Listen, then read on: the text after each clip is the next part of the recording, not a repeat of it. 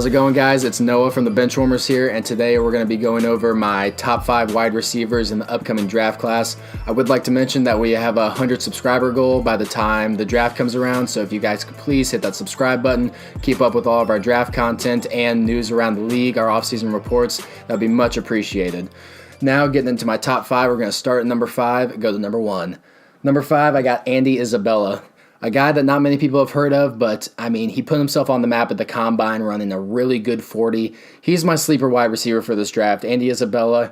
Pros for the guy, he's really fast. Really good guy. My comp to him is Tyreek Hill.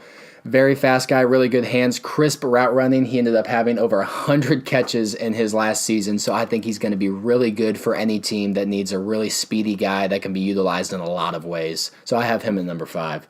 Number 4, I have my man Marquise Brown, another really speedy guy. My only thing concerning Marquise is the injury he had to his foot. I know it's going to be hard for a wide receiver to really plant in the ground if your foot's hurting, so that's my biggest concern with him. I might have had him higher on this list if he didn't have that injury, and he was in a really good offense, so that might be some concern you have surrounding Marquise. Number 3, I have my man DK Metcalf. Now, you might be saying, why is he at number 3? Listen, I saw it at the Combine. He's really great. He has really good intangibles, but he doesn't run a lot of good routes. He has a couple routes that he can run. He has the go route, which is really just amazing how fast that guy is for how big he is. He doesn't have the best hands. On Greedy Williams at LSU, he struggled in the end zone catching contested balls, so that kind of worries me. DK Metcalf, that's why he comes in at number 3. Number 2, teammates of DK Metcalf is Mr. A.J. Brown at number 2. Some of the pros for him, great run after the catch. I love it when you get this guy the ball. He's basically a running back. He makes people miss. He's elusive, and he was really the centerpiece of that Ole Miss offense, which is another concern I have for DK Metcalf, that he wasn't the main guy. But also another concern for A.J. Brown is he can rely on his quickness a little too much. His route running's decent, but it's not great, and he has okay hands. I think he's going to be a really good wide receiver in this draft. I think he's getting drafted in the first round. Now, my number 1 receiver is going to come as a shock. It's Mr. Hakeem Butler.